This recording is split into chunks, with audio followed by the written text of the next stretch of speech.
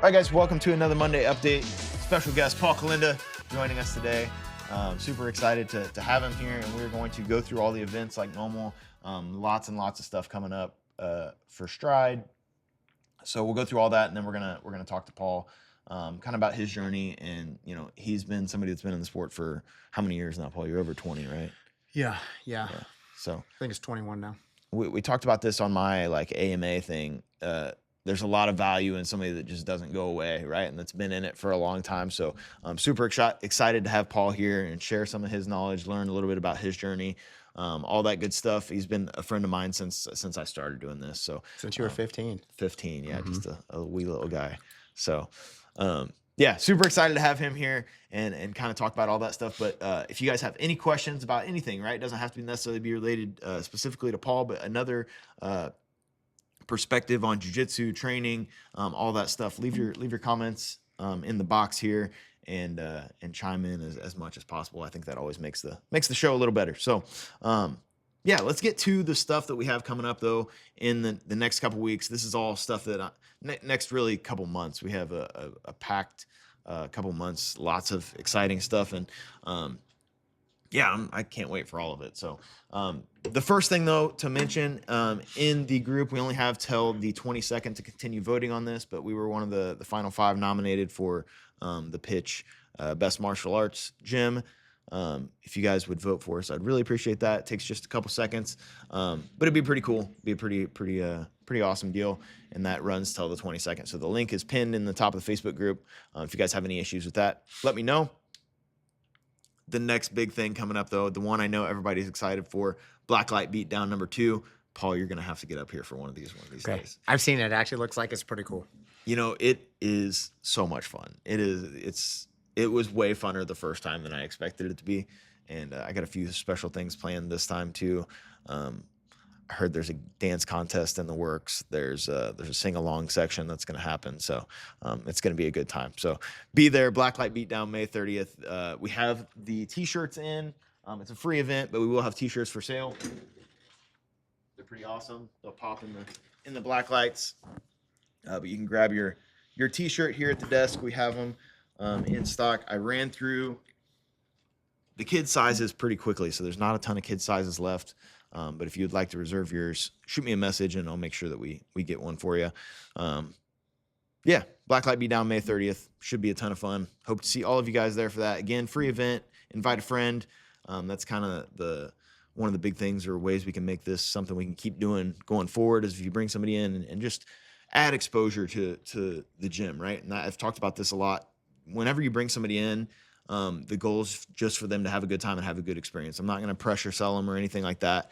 I hope if they don't end up signing up, they'll tell somebody about it and that person will. So, again, totally free, and it'll be a great time. Hope to see you guys there for that. Next thing on the list, we get into June, so we got a couple weeks after that, is the Ultimate Blue Corner Battle. So, this is something I haven't talked about yet, but we have 2 kids that have jumped on to this show, I believe. One for sure, possibly 2, most likely 2. Lakota and Colton are probably going to be on this card. It's a super fight event, a lot like Fight to Win, where it's one-on-one. Have you ever done a blue corner, Paul? I'm sure you did. I did. You did? Against Matt Williams. Yep. Yeah, so they're pretty cool events, right? It's like I talked to Melina about this at the thing, but like for Stride, like these events are huge, right? We don't have a lot of MMA fights that we get to go to as a team. So being able to have something where we get to compete one-on-one is pretty awesome. And we have 2 kids stepping up, 2 extremely, extremely talented kids. They're both taking on kids that have been doing this a lot longer. Some of the best kids in the area, I think, in my opinion. Ubi and Jacob Slate, right? Yeah, actually. Yeah. Ubi was messaging me on Instagram the other day. She was wanting to run through a couple classes with me. Yeah, so we're going to be taking on Ubi and Jacob Slate in our matches. So we definitely have we're underdogs for sure, but these 2 kids that Lakota and Colton both work so hard. They're both so talented, and I'm looking forward to watching them go out there and really step up on their first big competition like that. And we've talked about it a bunch with them, but it's something, these competitions are something you only grow from and you only get better from. And both these kids want to do it long term, and so they're gonna go out and give 100%, give the best performance they possibly can, and hopefully shock the world. So yeah, super excited for both those kids. I mean, super focused individuals that are both extremely talented. I can't wait to watch perform on the big show. So if you guys would like to go to that and support them, that would be an awesome thing to do. They will have a ticket link. I know Rachel's already put up one for Lakota. I will put both of them up in the group hopefully later today. So if you guys would like to come and watch the Blue Corner show, that would be awesome. Be a lot of fun. So drop me some comments or emojis or something if you guys are in here watching. Let me know. I got a few people in here, it looks like, but drop me a comment or something if you're in. But yeah, come out and support Colton and Lakota on June 12th. There's tons of other good matches too. It should be a really fun night. Only downside to the event is it is a 21 plus event, so kids will not be allowed to attend, unfortunately. But my adults, get out there, watch some high level jiu-jitsu, come support Colton and Lakota as they make their first big jiu-jitsu competition. So yeah, super excited about that. Should be a ton of fun. There we go. I'm getting a couple likes popping in. Keep sending me something here, guys. Drop me something in there if you're in. I know there's 6 of you, it says. So there should be at least 6 comments coming in right now. So anyway, where are we at? Next weekend, or the next day, is AGF, June 13th. So this is the big tournament we're planning for. Lots of new people doing this one for their first tournament. There we go. McKenna and Cassie were out representing Stride in Alabama this weekend at a race, which was pretty awesome. So they're on their way back watching from the road. Glad to have you guys in here. But yeah, AGF June 13th, a great tournament. Normally it's a good size tournament too. What's up, Shane? And it's a good size tournament. So if you are considering doing your first one, normally you can get somebody who's in your bracket around your weight class and all that stuff. You don't get merged around as much at AGF as some of the others. So if you guys are interested in AGF, signing up for that, let me know. I can help you on the back end side of things to get all set up. But even if you don't want to compete, come out and support everybody that's going to be competing on the 13th, the day after Blue Corner. So if you want a full weekend of Stride Jiu-Jitsu, come out the 12th, the 13th. We're going to have a good time. Should be a lot of fun. And then the 14th, this isn't on the list, but if anybody wants to go to Collecticon on, I know my Pokemon enthusiast out there, if you guys want to join me for Collecticon, June 14th, that morning, would love to have you there. Paul, are you a Pokemon guy? I'm not. You're supposed to be, right? I'm not. Right? That's like I'm a video gamer. That's That's your pretty neck of the much it. world, though, dude. No. It's your neck of the world. Anyway, yeah, Pokemon's become a huge thing around here for those of you that don't know. And so we will be I'm going to Collecticon on the 14th. Anybody that would love to join, I would love to have you. So yeah, any questions about that stuff, let me know. The next weekend, again, the fun continues. Summer is going to be packed and awesome. Is Texas ADCC the weekend of June 20th. Paul, what can you tell me about ADCC? I mean, it's pretty much the elite. It's you're going to see high level talent there, probably some of the highest level, but also too, you'll see a lot of big names coaching. So, I mean, even if you're not going to compete, it's something good to go spectate and watch. Meet some of the people you see in the big stages, everything like that.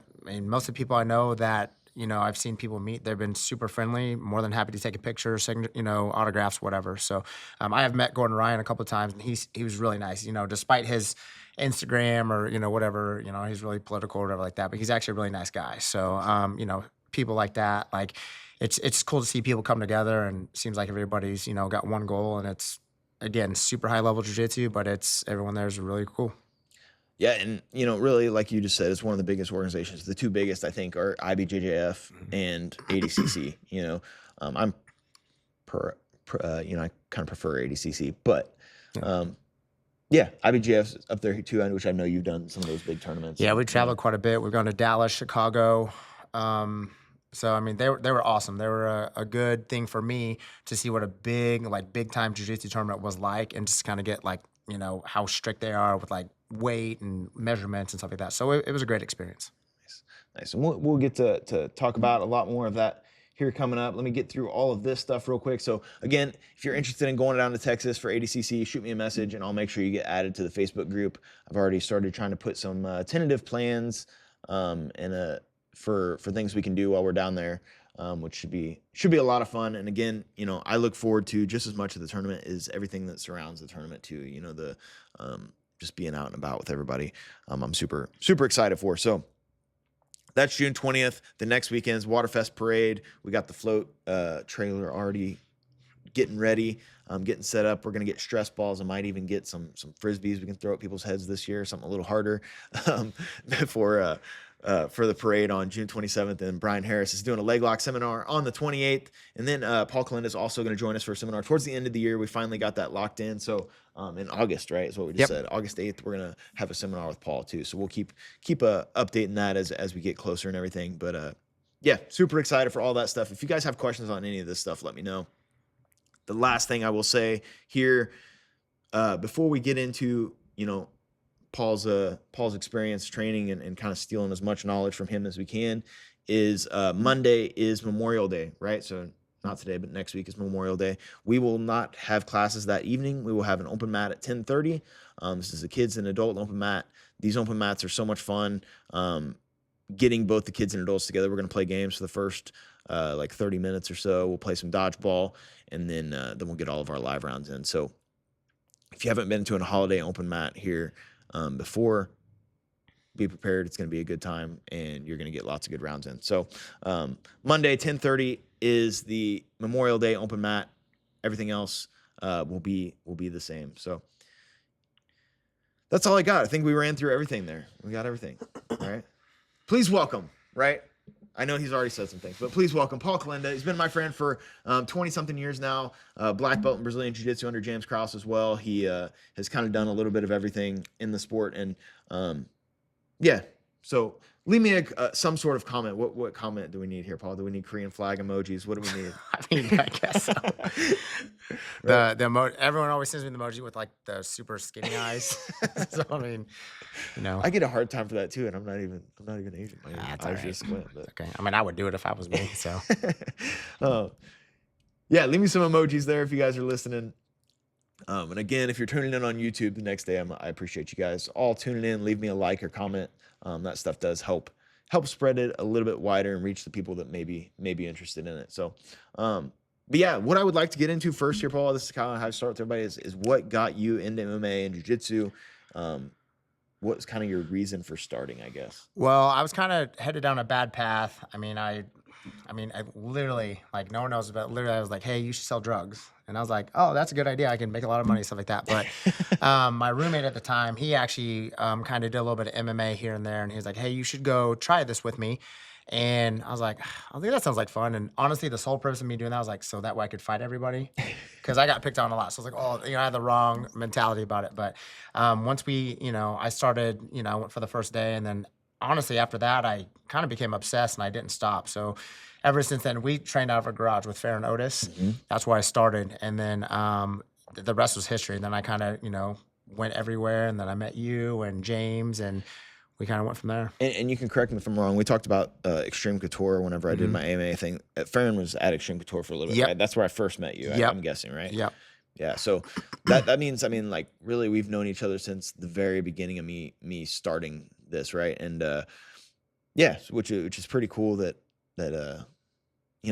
we've talked about this before. There's not a lot of people from that era still doing it, you know? There's not. I don't even know where most of them went, honestly, So, I mean, to be able to train with you still, like, we rolled last Tuesday, you know what I mean? Like, we're going to roll later today too. Yeah.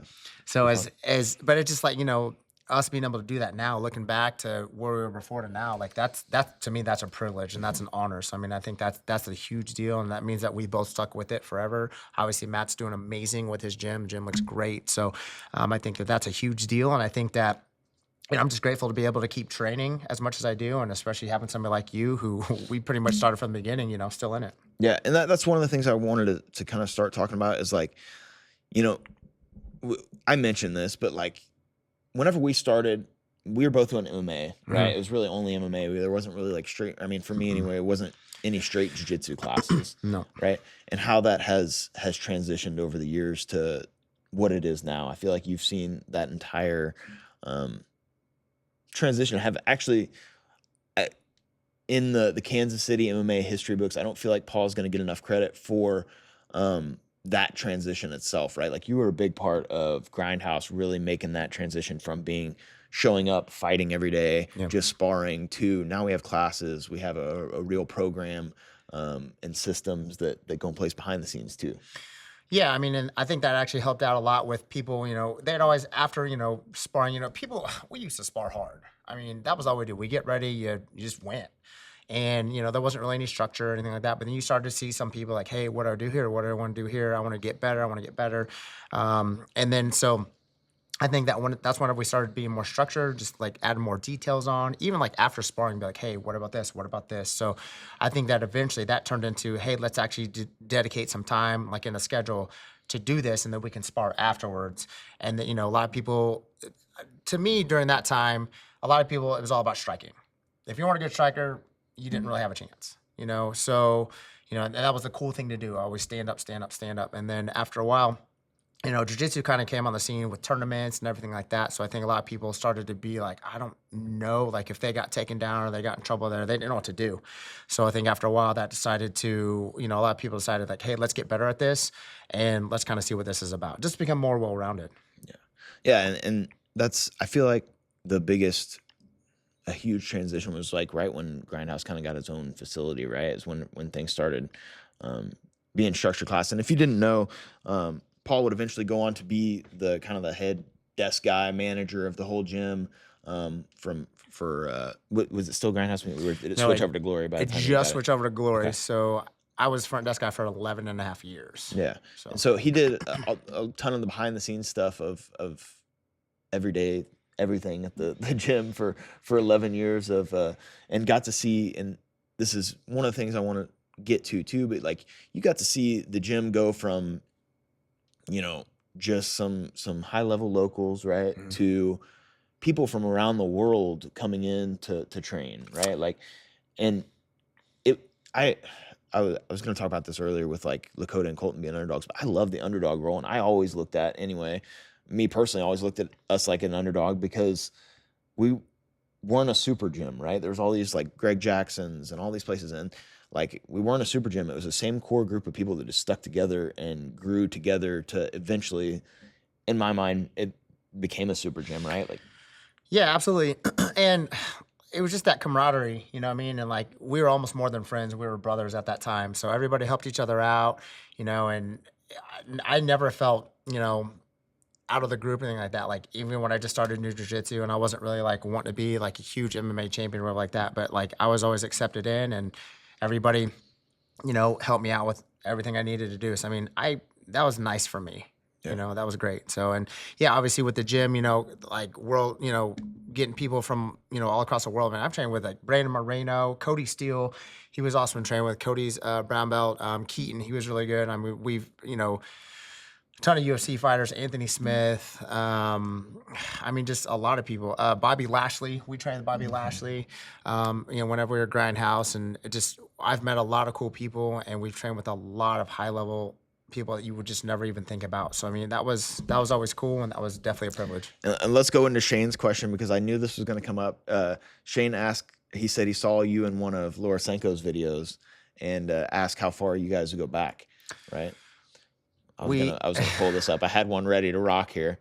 I liked this one just because I got to like this, and this was like the thumbnail that like you getting Gogo plotted. I thought it was hilarious. Yeah.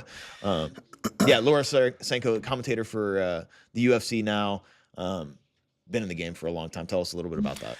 So, I mean, I've known Laura forever. When she used to drive a yellow Porsche, and that's how I met her. I met her at Grindhouse, and she was always like super nice to me. And I think I was like, close to her size and everything like that. So we'd roll a lot. And I remember one day, she was like in like north south, and I couldn't get over it because she put her hip right in my jaw and just kept like slamming her hips down in my face. And ever since then, I used to call her a name, and I was like, that's so terrible. I was like, you have the worst hips ever.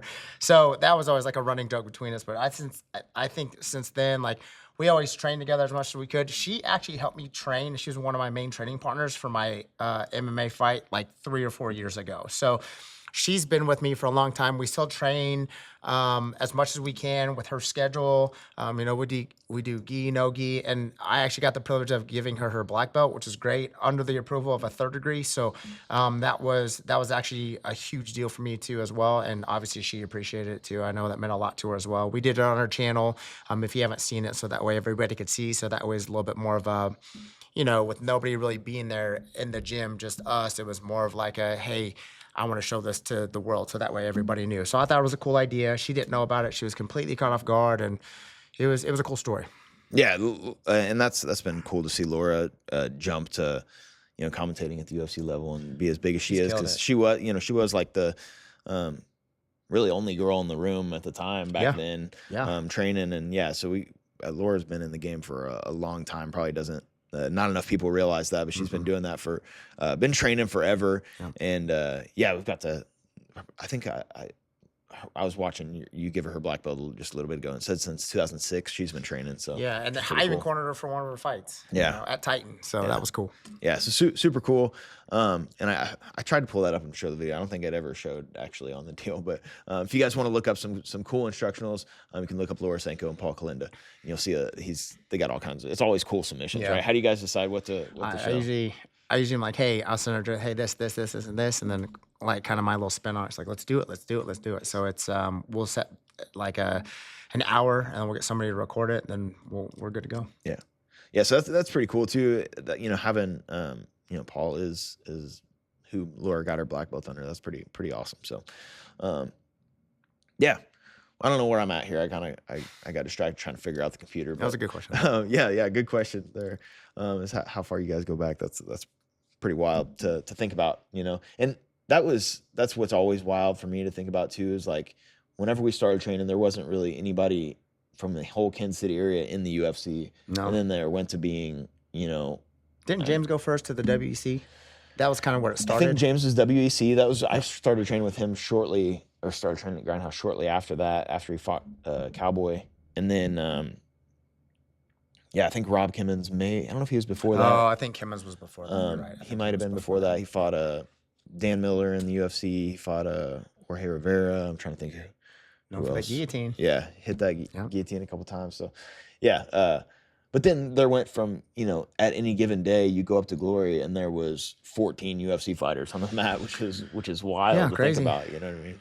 So, but let's talk about your MMA experience, right? So when did you have your first fight? Do you remember all that stuff? I think it was 2010, and I'll be honest with you, I was like completely terrified. But I remember, so this was at Clash in the Cage. That was like a big deal at Whiskey Tangos. There used to be a whole, but in Grain Valley, used to be a ton of people, probably like 2,000 people. It's now Mo Country, I believe. Now it's Mo Country, yeah. And like you could smoke in there. Like, so when we're warm at the back, everyone's smoking. You're, inhaling all the awesome nicotine and stuff like that. And secondhand smoke before you go out there. And I remember Phil Jones and Larry Reyes actually were the promoters. And I remember they were like, hey, this guy, he's 0-0. He's 0-0. And I'm like, oh, cool, let's do it. Whatever like that. And his name was Chow Panati.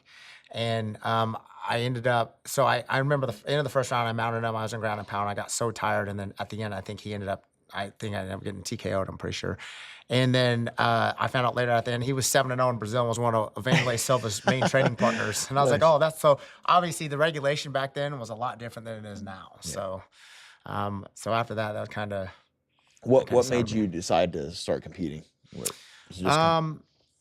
Because at that time I was like, man, I really want to see what it's like to compete. I just wanted to know what it felt like, and so it just, the nerves and the excitement and the, just how. Did you enjoy competing?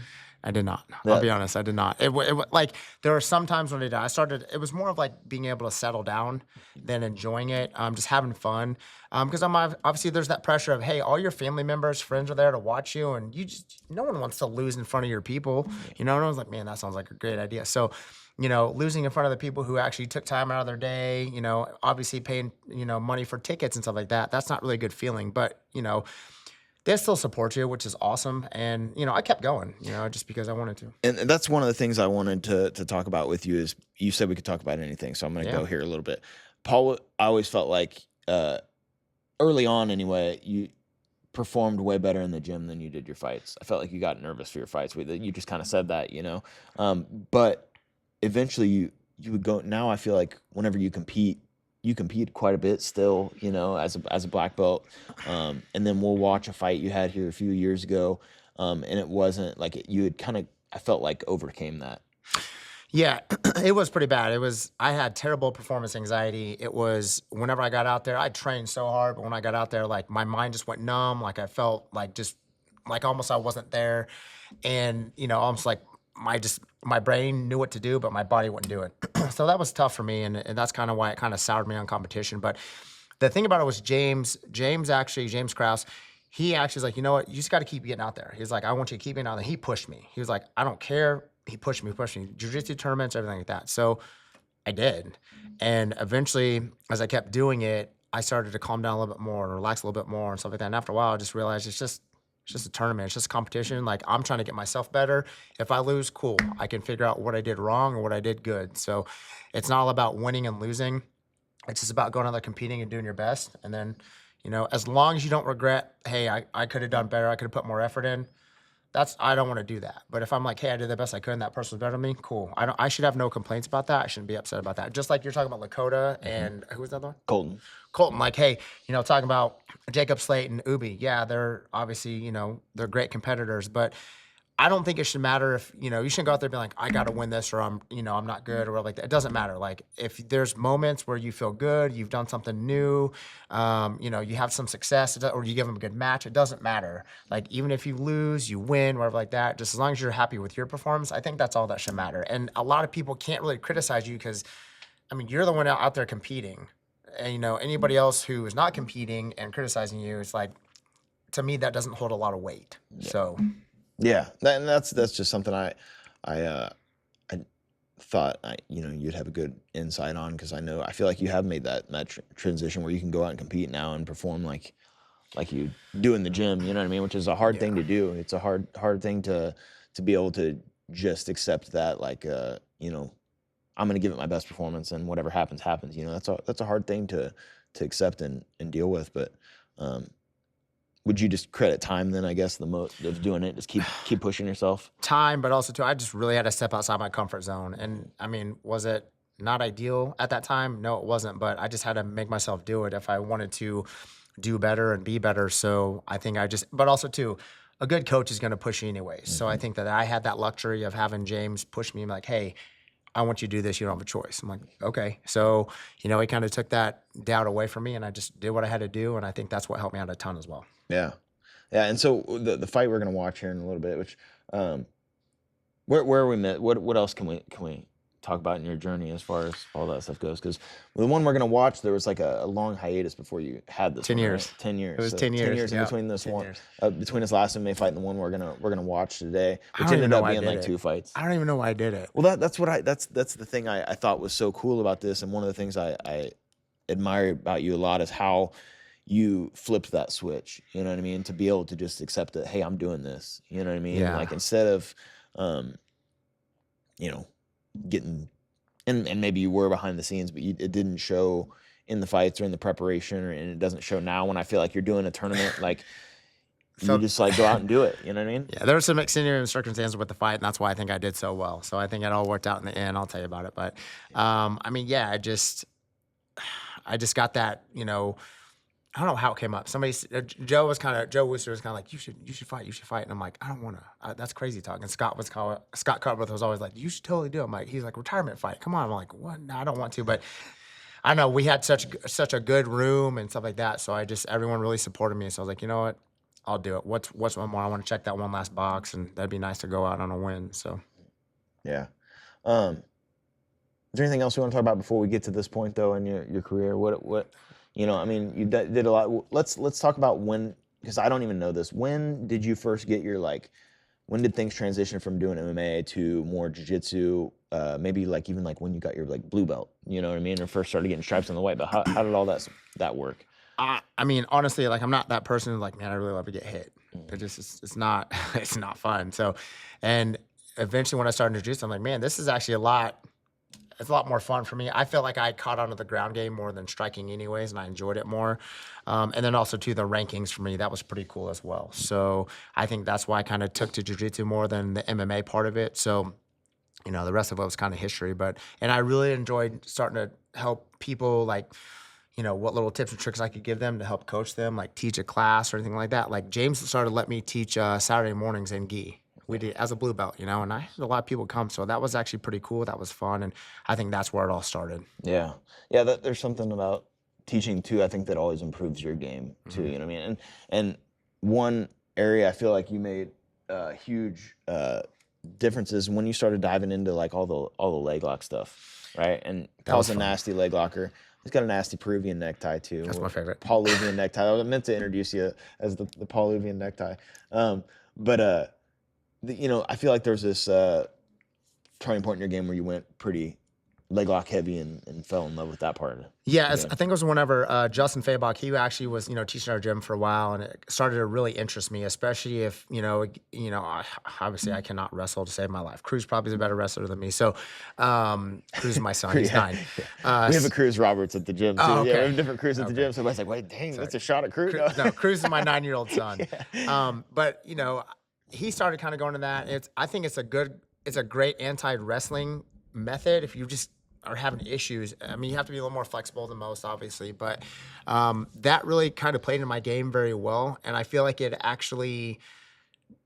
kind of made people a little more wary of like what they were doing. And I always remember Dan Her always said, why would you ignore 50% of the body? So I'm like, oh, that kind of makes sense. So I kind of started dabbling that a little bit. And then I went to a Gordon Ryan seminar in Springfield, and I actually had a private with him too. And ever since then, I was like, man, this is cool. And he kind of told me his philosophy on like why he goes for leg locks if, he's having issues with upper body, which I mean, I don't really see him ever having issues with anything, but so he just gave me a little bit different mindset. So I was like, let's try to work on this a little bit more. And also in a couple competitions, I got leg locked, and it really freaked me out because I'm like, sometimes when people touch your leg, I'll see people they'll like panic, and I didn't want to be that person. So I started to get into leg locks so that way I knew how to defend them. And so I think that's what did it as well.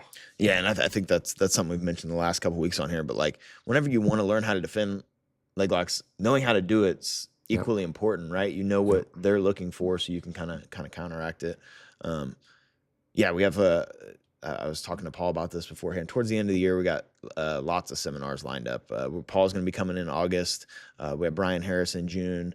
And then I think we're going to try to get James Regina in here. I think Justin Fabek's going to come in here at some point too. I talked to him the other day. So, lots of good seminars coming up. Lots of good leg lock stuff coming up too. But that's definitely a game, like, especially at the higher levels now in jiu-jitsu, leg locks are super. I think that's the way the game's going now. Yeah, absolutely. You don't really see a lot more people going for heel hooks, straight ankles, all that crazy inversion. So I think that, look at Cody Steele, heel hook win, in his UFC debut. So I mean, you're starting to see an MMA as well. So, so training with, getting that chance to do the private with Gordon Ryan and training at his seminar and stuff. And then just the amount of people that you've seen come through Glory, especially, when there was 14 UFC guys in there. For you, what separates those guys? What separates the difference between the elite level guy? Like, I feel like I a little bit can see somebody pretty early on and know how far they're going to dive into this, right? And I'm sure that's the same for you. You seeing that extreme elite level over and over again. What stands out to you for those guys? Well, for one, obviously it's going to be your work ethic, but also too, it depends on how coachable you are. I feel like if you're super resistant to like what somebody's saying, you just like, I'm just going to do my own thing because it feels more comfortable, then I don't really feel like you're going to go very far. I think one person who would always be there super early, working on stuff even before class and after class was Trey Ogden. Trey Ogden, I've trained with him a few times. He actually was my partner during, one of my main training partners too as well during, for my fight camp. Me and him actually used to, when I was a purple and a brown, every single Thursday we'd do a 45-minute roll, like straight before he taught class. And it just, his preparation and just how he came in, and he was, like I said, he'd probably get there about 45 minutes early before class and doing work. And then after class, he'd say probably another 30 minutes. He'd be the first one in, last one out. So, he was one of the biggest people that I can absolutely think of that, man, he busted his tail to get where he is. And he took that kind of mentality and that mindset to, everyone around him. And obviously he's got a successful gym as well too. So I think that, he's in the UFC. So I think that's where you see it, is how much extra work they're willing to put in, but also too, like, kind of, are they coachable? Are they always asking questions, or they just think that they're amazing and they don't need any help? Yeah. Trey's a great example of that. I was thinking this morning, one of the questions I was going to ask you, who's your favorite role you've ever Who's your favorite person to roll with? And it can't be like one of the standard. It can't be just like James. Cody Steele was probably my Steele. favorite. Cody Steele was my favorite. And also too, his Keaton Standridge, he was actually a brown belt at that time too. He was fun as well too. But it just also too, Jimenez. Jimenez was a fun roll too. He came through the gym one Friday, and I got to roll with him once, and he was fun too as well. What about them made it fun for you? It's the way they move. Yeah. So it was like, I feel like I have a pretty decent game, and I'm like, okay, I'm gonna try this. It's just the way they're like, it's just so seamless. Like, whatever, I'm just gonna do this. It's just there's levels, and you could definitely tell that they're on a different level by far. So that was super fun. I learned a lot from it, but also too, they were very respectful, and they're like, hey, you did good on this. This is great. That was awesome. That was smooth. So that was pretty cool as well. But they were super nice people, and again, super high level. That's something I was trying to think about on the way up here. Who's my favorite rounds? Outside of like rolling with you and James is standard, but it's the people like the way they move is exactly like that's spot on. I was thinking about Tim Elliott, and not like. Those are not fun rounds for me, right? Like, I'm going to get beat up. Like, I went up there Tuesday to train, and Tim beat me up in jiu-jitsu. It just happens, But he forces me to, like, I put myself in a different mindset rolling with him where it's like, I just want to keep moving and seeing if I can keep the scramble going and keep, trying to keep up with the movement that he has, which pushes myself. I love those rounds. And then I love the rounds like you talked about where you learn a ton afterwards too, right? Like Trey's a great example. I've always learned so much every time I've rolled with Trey. The way he squeezed like his guillotine on me made me change my guillotine, those kinds of rounds are super important. I can give a handful of names there that every time you roll with them, you take something away from it. My overall favorite roll though it's always got to be James. Oh yeah, like it just. I don't know what it is. Like we always it's always a good time back and forth. And obviously he can smash me whenever he wants to, but he lets me work and whatever like that. So it's, and sometimes I'll surprise him with something crazy or whatever like that. Not a submission, but just like a position or something like that. But it's always a good time. And then we always trash talk each other throughout the whole round. So that's even more fun. So. Anytime James is in one of his moods where he's sparring or trash talking, like those are the most fun to watch. Like it doesn't, even if it's against me, it's fine. It's just like, it's those rounds are super fun. But yeah, that's I think that's super valuable information. Like as somebody who's been in the room with the best guys, like the being coachable and always looking to improve. I think Trey is a great example of that. And Trey, if you don't know, owns Marathon MMA in Overland Park, and he's always a student of the game too. You know what I mean? Always looking to improve himself and everybody around him too. So. I think that's huge. And it's something we've talked about on here too, is like trying to do whatever you do to the best of your ability. Even if you're good at it, you got to keep trying to find ways to improve and keep trying to find ways to get better and better. Any questions? Leave me some questions down here in the comments. Shane had a good one. What else we got? How many we got in here? We got emails coming up. Here we go. Yeah, leave me something in the comments. If you're still in here with me, let's see if this mic's going to fall down or not. Maybe it's gonna get rattly. Well, Paul, should we watch this fight? Yeah, we can. Okay, so I've said this every time we've had somebody on, and we've watched a fight. I've seen so many fights now. If you tell me something's a great fight, like I get excited about it and I can get into it. But what I think is really makes or breaks the fight for me is the story around it, like what your mindset was going into it, why you wanted to take this fight, which I think there's definitely a lot to that. Again, having 10 years off of this one, kind of knowing the whole backstory going into it is more interesting to me a lot of times than the fight itself. Well, and like I said, I was like, man, I'm going to do it one more time. I want to do it because at that time, Krause was 4. So, I was like, hey, I want Krause to see me do it one more time. Or one time, because, he had never done it before, obviously. And then I just wanted to do, I wanted to check it off my box. I was like, I'm 30. At that time, I was 39. So I was like, I'm 42 now. So I was 39. I'm like, let's just do it one more time. Check it off the box. It'd be nice to get a win. I want to put in a good fight camp. I just want to see if I've still got it. And I just told you, I was like, let's just do it. And I knew I could sell quite a few tickets because I know a lot of people either hate me or they love me, so they either want to see me get beat up or beat somebody up. So I mean, that really worked in my favor, And then so they gave me an opponent, and the backstory behind this is the guy who I fought. He was my third opponent change, and of course the two guys before, I'm like, oh, no big deal. And then this guy is a scary looking dude, and I'm like, Scott, what did you just do to me here? Like all of a sudden, like, hey, you're gonna pair me up with this guy who looks like he could throw me across the cage. And I remember when I pulled up in the parking lot, he was out there shadow boxing the parking lot. I'm like, oh man, this is not good for my mental state right now. So, but I was like, whatever. I put in a ton of work. It was a 12-week fight camp, and I lost 28 pounds through the fight camp, which is great. And it was a smooth weight cut, 2-pound weight cut, and other than that was good. So Yeah, that's what I'm excited to watch the fight. John, I'm going to get to your questions after we watch this. Those are both really good ones, and keep throwing them in the comments as we do go through this. But that's a couple of things I remember about this fight. And one, I think that's just a great, like, as we'll get into it and we'll see you get the win here. Spoiler alert. I think it's a great redemption story. Like the comeback is huge, right? Even if it was just a one retirement fight, like the everything that went into that's a lot of pressure to put on yourself to come back and to be able to deal with it like you did, considering how you talked about how you got nervous and stuff before, to be able to perform like you did in this fight, with all of that going on is huge. I think we're about to find out too. Paul's opponent missed weight, and the thing I remember about this is you were supposed to be like one of the earlier fights in the night, and the card went whatever wacky to where they moved you after the main event, which was weird. So I was supposed to be the co-main event for the amateurs, and for some reason that night nobody finished anybody. It was all decisions. So we ran out of time because of the televised portion. So they bumped me all the way till after Mikey England. So yeah, so let's get into it here. I'm gonna switch this over. It wasn't working a second ago. I had warmed up 4 times. Oh yeah, see.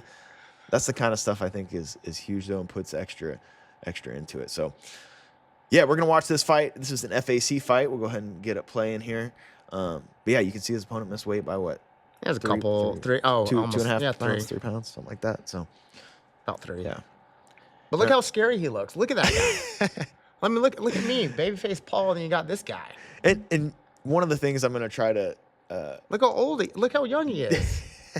One of the things that, I think overcoming adversity is huge. That's a scary guy. We've talked about this, and you had to overcome a lot of adversity in this match. But the good thing about it is, since they had bumped my fight, I was so irritated, so I didn't care. I was like, okay, cool, I'm ready. Like, let's just get. Like, I remember walking out. I didn't walk. I just ran. I was like, let's get this. Let's get this going. I'm so irritated. So, but he's a scary looking guy. What's going through your head here? I was like, I want to Imanari roll. I want to see if I can hit this. And I remember they said that you can't do any twisting leg locks, but you can do straight. Yeah. So he tapped there, and so the ref right here was like, he stopped it because he thought I tapped. And I'm like, sir, what are you talking about? And he said, you tapped. I said, no, I didn't. No. I was the one who did the move. And that's what I'm talking about. And it was funny because you hear Joe Wooster in the background getting all mad. Well, yeah, this was crazy because I thought it was because, in Missouri you can't heel hook, right? Right. The big thing, you can't twist. Yeah, no twisting. So, but I just thought the ref just didn't understand the rules, and he thought that's what you were doing, or didn't understand the position. And so it was, we talk about overcoming adversity. Basically, Paul just won right there. He should have just won right there. And he gets to go out and do it again, right? See, they reset us. Yeah, you had 2 retirement fights here in one night, but we'll see the replay here. Hit the Imanari roll. It was half Imanari roll because I couldn't go all the way because I would have been stuck into a heel hook position. I didn't want to twist. I didn't want to get disqualified. So they restarted us. Which is crazy. This little thing's crazy. The fact that they would restart the fight back on the feet like this whenever you had a knee bar locked in is kind of insane. And he hits hard too. I mean, although, your adrenaline's going so fast that I really didn't feel much of that. And I was like, oh my gosh, the body shots. I'm like, I didn't feel any of that. I didn't. So. Oh, hang on. They can't see it. Something's going on here, guys. I got to figure this out. Sorry, John. Thanks for jumping in here. Why can we not see it? What is going on? Oh, no. We're falling apart here, guys. Sorry, we're so far into this. I'll tell you what. No matter what, if I can't get it going right here, why is it not doing that? I don't understand. if I can't get it going, we'll talk through it here, and then whenever I upload it to YouTube, I'll make sure we cut in this video too, so you guys can watch the video. I mean, basically, we give you a synopsis. Like, basically, how it went was, he's a good striker, a lot of power. He hit me to the body quite a bit, and I just kind of used my jiu-jitsu to maneuver around and kind of nullify a lot. I had so many sub attempts in that fight, and he actually got out of a few of them, so it was a little frustrating. But it finally paid off for me in the second round. But it was definitely a roller coaster of emotions. Yeah, I don't know why that's not working. Sorry, guys. I'll have to play with it and try to figure out what's going on there. It's just stuck on the main screen for some reason. Yeah. Anyway. Yeah. Sorry, you guys can't see that. Sorry about that deal. But yeah, we can kind of finish talking through it here. We're at 2:08. Like I said, I'll chop in the YouTube so you guys can watch the fight too, or just look up Paul Kolenda FAC 16. You'll be able to check it out on there. But the moral of the story from this fight is you just won. The ref stopped it because he thought whatever thought you tapped, which is crazy. And then you had to fight again. So you fight again, and then we can check out the finish here. You're throwing up a triangle. I had a triangle. I couldn't get it because my foot was against the cage. So he did a pretty decent job at trying to rotate my feet in the cage. And then I went for an armbar after that. And somehow he got out of that too. And I remember Molina, he's like, that's not going to help Paul with his foot against the cage. And it was a pretty tight triangle, but I couldn't get it cinched in all the way. So, because of where we were at.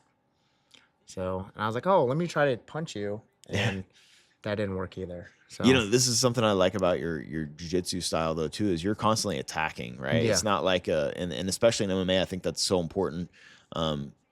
Is it's not always like just good jiu-jitsu and like locking down positions, but being able to one that can throw up submissions and put the other person on defensive is huge, Yeah, and how you threw up the knee bar right away and then went for this triangle, like it's always fun to watch, makes it exciting.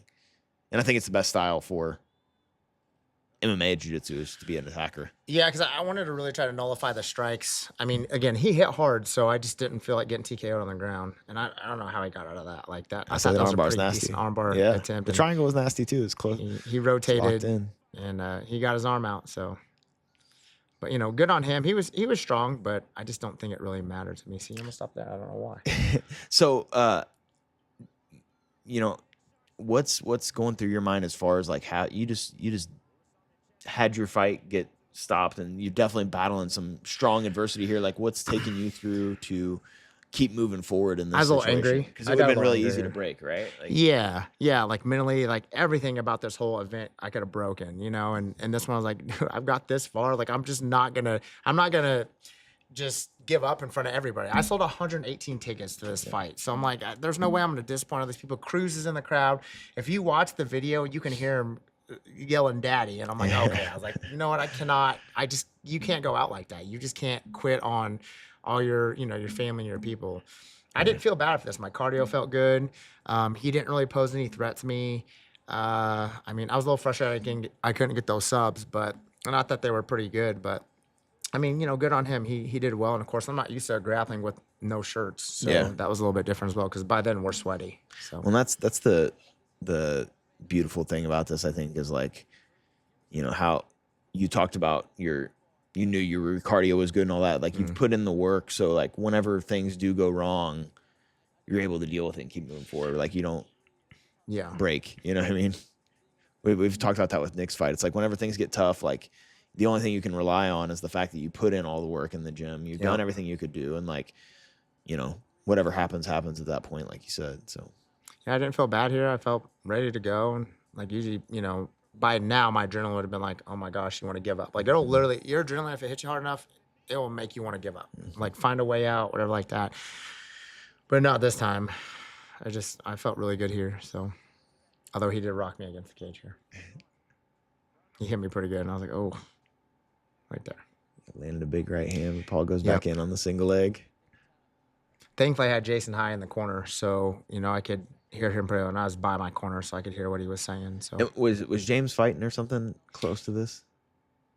So something was going where he's out of town, right? He was out of town. Yeah, because I remember he was texting me and everything like that before the fight, and then obviously my phone blew up after the fight. But I had Jason high and Isaac Dolgarian in my corner for that fight. Yeah, which is again could have been adversity. Your main coach, not Yeah. being able to be there, battle or warming up 4 times, having this, that's what I think makes this fight so special. Is like, Oh, he was out for Moreno's fight, I think. He was okay, remember he was coaching for Moreno's fight. Yeah, so nice. that's why he was out of town. So yeah, that's what I think makes this fight so special, is the fact that you had to overcome so much adversity, Yeah. and keep moving forward. It's like there's so many opportunities where you could have broken and didn't. You know what I mean? I'll try clicking this again, see if it's going to kick over, but I don't think it's going to. Let me go here. Boom. No, it's just staying on the screen for whatever reason. No idea why. It's really weird. Well, at least I can see how scary my opponent looked. Yeah, So. there you go. There you go. But this is pretty much it. I think he started to tire out as well. So I think that helped me out in the end. I don't remember what you ended up catching with it. Arm triangle. Oh, okay, arm triangle. All right, Yeah. yeah. So, Yeah. yeah. But yeah, pretty cool to be able to battle through and come back like that against, again, short notice opponent. Your coach is in another state, or your main coach is in another state anyway, and like you gotta, being moved to the end of the card is weird. Yep. Like there's so many things that went wrong, and you kept moving forward and finished this, which in my mind makes it that much more rewarding and more special. I remember Joe right there. He goes, "Are you sure he tapped? Are you sure?" I love Joe. Yeah, That was it. Joe's fantastic. He is the sweetest, nicest guy. If you're on, if you're on his good side, if Yeah. you get on his bad side, you don't want to be on that Better side. watch out. So, So. That was it. Love Joe Wooster. But yeah, that's I think pretty awesome to battle through like that, and I think that's one of the things I wanted to. I knew you would have good insight on, especially dealing with pressure of competition and the way you dealt with all that. I mean, maybe I'm speaking out of turn here, but you 10 years prior probably wouldn't have handled that the same way you did then. Not even right? close. I probably would have quit in the first round. Yeah. I'll be honest. Yeah. So yeah, I think that's awesome. And let's talk about like jiu-jitsu preparation, right? Or jiu-jitsu tournament preparation. Because you've competed in jiu-jitsu tournaments since then, right? Yeah. And so like how do you handle that? How does that compare to MMA, etc.? Man, it almost is not as bad. I mean, it's just obviously no striking, depending on how you feel about that. But it's still nerve-wracking. You're still in front of people. I remember I did a jiu-jitsu super fight right after that against some savage. I ended up losing by triangle in like Topeka. And then me and James went to St. Louis. I was at that one. That was fun. And that was fun. The guy he was really good. You know what I mean? Like he was, even James told me, he was like, man, I think your guy's better than my guy. So I mean. But that was just the decision, right? If I remember. Yeah, it was a decision. Yeah. I tried my best. I didn't really have any regrets, but I just wish, I don't know what it was. You can't really wish you did any better if you did your best. He just was good. So I wasn't too upset. I was a little disappointed, but it just kind of gave me an idea, like, hey, what do I need to work on, and let's do better. Nice. And yeah, I think that's like, I mean, from a competing coach's perspective, even like I love these tournaments because every tournament we come away from, I get a very clear picture of where we're at as a team, right? And what we can do better, where we're struggling at, but also the things that are working for us. And I can see our style a little better than just in here rolling and training, So I love these tournaments because for everybody, win or lose, I feel like there's something to take away from it that you can continue to improve from, and helps us all build up and all grow as a team there. Yeah, absolutely. What are we missing, Paul? What did I leave out? I think we covered most of it. Any question? Oh yeah, here, let's hit these questions that John had. Sorry guys about the screen. I don't know why it didn't work today. I did everything the exact same as I normally do for the screen share, but it's just not happening today. But let's do favorite belt to compete at first. My favorite belt to compete at was brown. Brown belt. Yeah, brown was my favorite. I feel like it was just kind of, obviously it was higher level. Then, blue was probably my worst. Brown was my favorite. I remember I submitted a black belt at brown, so I don't know if that was probably part of it or whatever like that. But I did a lot of IBJF tournaments at brown as well too, and I did fairly well. So I think that's when I really started to notice my game was starting to evolve, and I started to become a lot more confident. So I think that's why brown was my favorite by far. Nice. And then John's got a couple good ones here. So John's battling a knee injury right now. Okay. Any injuries that you've had over the time that take you time off the mat, and then things you do to stay sharp off the mat too? I sprained my knee once when I was going Trey, and I was on crutches for a little bit. I think I lifted when I could because I was on crutches. I literally just strained my calf like a month ago, and I was so upset. I was trying to do striking class with Stefan, and I just wanted to get a workout in, and somehow, some way, it was halfway through class, my calf popped. I'm like, what in the world? And then I couldn't walk. I was on crutches. But instead of that, like I was like, well, I can't stand, but I can still roll. So I did. I got one of those little calf compression sleeves, and I literally I was like, hey guys, I have to start from seated. But after that, like I was able to roll. So it was something about, it was walking on it and flexing it, but it wasn't like pushing off on it. So I think that helped out a ton. So that was super grateful for that because I could still roll even though I couldn't walk. So everyone's like, what's wrong with you? I'm like, what do you mean? They're like, well, you can't walk, but you can roll. I'm like, yeah. It's like, that way I don't get fat because I like to eat. I think, with injuries, like the biggest thing is like you're still mentally engaged too, right? And if you're trying to roll, like John was in here doing wiggles the other day when he couldn't couldn't roll. But I think that stuff is so important. But who's I mentioned this last week. Who's some of your favorite people, like elite level jiu-jitsu guys to watch off the mat?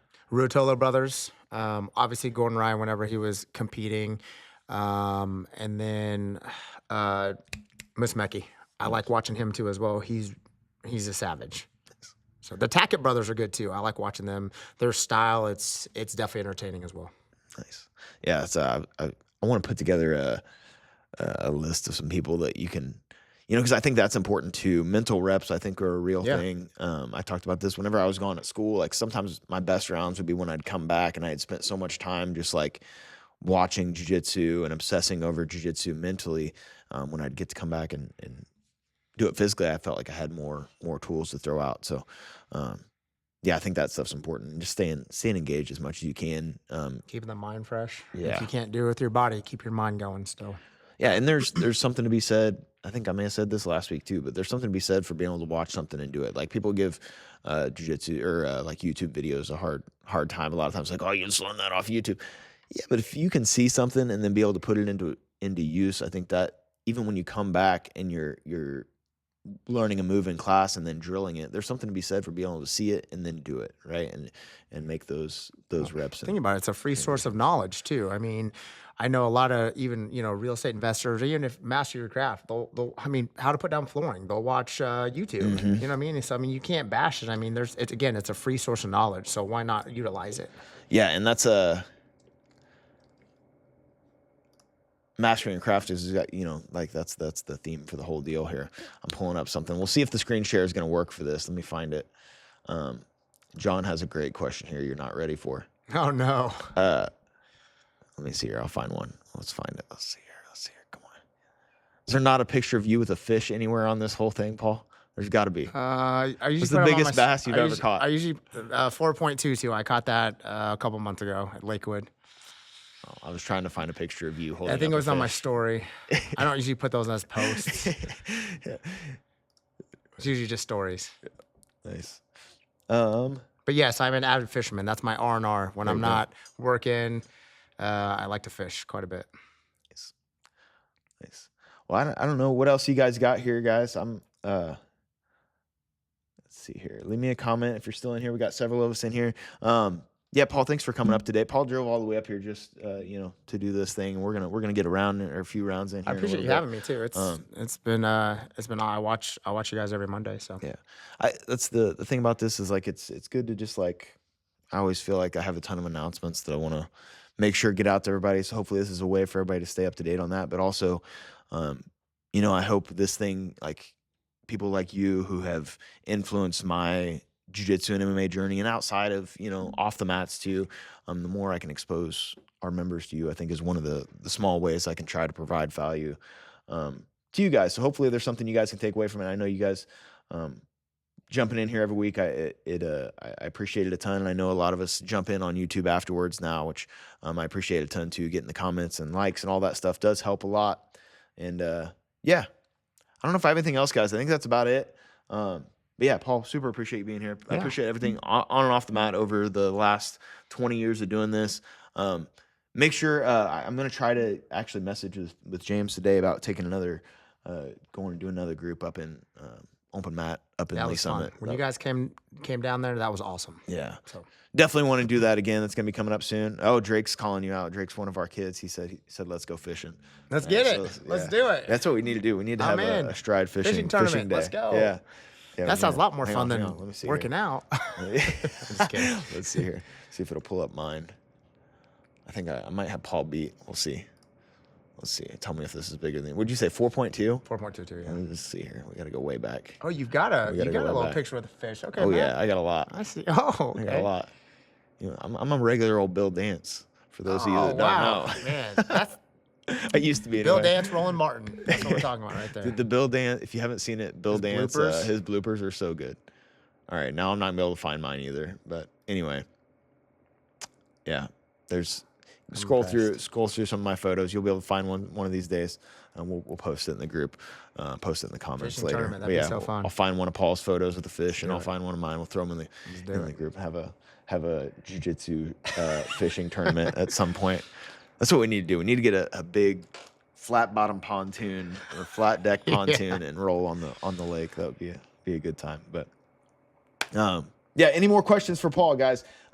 Again, super thankful to have him up here and be able to steal as much knowledge. And I think there's a lot of great insight there as far as tournament prep and just mental prep around competing. I think that stuff's huge.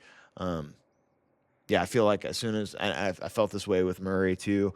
The second you walk out the door, I'm gonna be like, man, I wish I would have asked Paul this, and this. You know what I mean? So you can always ask me anything though. You got my number, so we'll do it again sometime soon. But yeah, we're definitely gonna do another. Hopefully, get another open mat up in Lee Summit soon too. I'm gonna talk to James today about trying to set one of those up because that was such a good time. And if you missed the last one, Paul led a class that morning too, which was awesome. And Paul will be up here on August 8th, and we'll do a seminar and get a full deal in. But yeah, thank you guys for being here. Thanks for tuning in. If you have any questions for me, let me know. If you have any questions for Paul, I'm sure he'll be happy to answer them too. You can shoot him a message on Facebook or Instagram. Yeah. Appreciate you guys. Thanks guys for having me on. It was like I said, it was awesome. It was a pleasure. Thanks for tuning in, guys. We'll see you on the mats tonight. Let's come in ready to work hard. Again, we got all that stuff coming up. So stay active, stay consistent, not only for yourself, but for everybody else in the gym too that is competing. And come out and support these guys at these tournaments. If you're not gonna compete, still jump in and come watch. Like I said, there's a lot of you can learn from watching jiu-jitsu. YouTube videos are valuable, but watching these high-level guys. I told my kids this on Saturday. I'm like, watch these high-level guys roll, right? Watch the best guys in the room roll, and you can learn a lot from them, right? Like, one of the things that came up Saturday with the kids is like some of them were just going like really hard, you know what I mean? And I was trying to tell them, like, you watch the best guys in jiu-jitsu roll, like, half the time it looked like they're ready to take a nap. Yeah. You know what I mean? It's like, that's actually what I was going to say. I was like, just look how relaxed they are. I mean, obviously it's been years and hours of experience, but the more you can relax, the better you're going to do by far. I mean, you're not going to be as tired, and you're not going to, a lot of times if you're super tired or you're trying to go 100%, you're just going off of muscle memory. So if you haven't drilled enough or you haven't drilled the correct move, your muscle memory may be wrong, and you're going to put yourself in a bad position, and you're going to get caught. And that's what I always tell my guys who actually compete as well. It's the same thing. You got to learn how to calm yourself so you're not just going off of muscle memory unless you're just a savage at it and you've done it so many times where like, hey, it's the right move. But other than that, you definitely got to learn how to relax. Yeah, so I told the kids one of the most valuable things they'll ever learn in jiu-jitsu is how to be calm in chaotic situations, right? Be able to think. You can know all the moves in the world, but if you can't think whenever things are chaotic, you're not going to be able to implement anything. I mean, So, I think it applies to everyday life, no matter, not even on the mats, but I mean, a job interview, a date or, an event or something like that. Like I'm getting married in 3 months. So, I mean, it's just kind of one of those things where like, oh man, like it's kind of like calming your mind at the same time too, and just enjoying the moment. So, it's just, I think that's a great philosophy to have, like through everything. It'll help you think better. You won't react as aggressively or anything like that. So I think that staying relaxed on the mats will help to translate to everything else outside of here. yeah. Awesome. I appreciate you, Paul. Thanks for being here. Thanks for tuning in today, guys. I'll see you guys on the mats tonight. If you have any questions, shoot me a message. But yeah, we'll end on that. Thanks for coming, guys. Thanks, guys.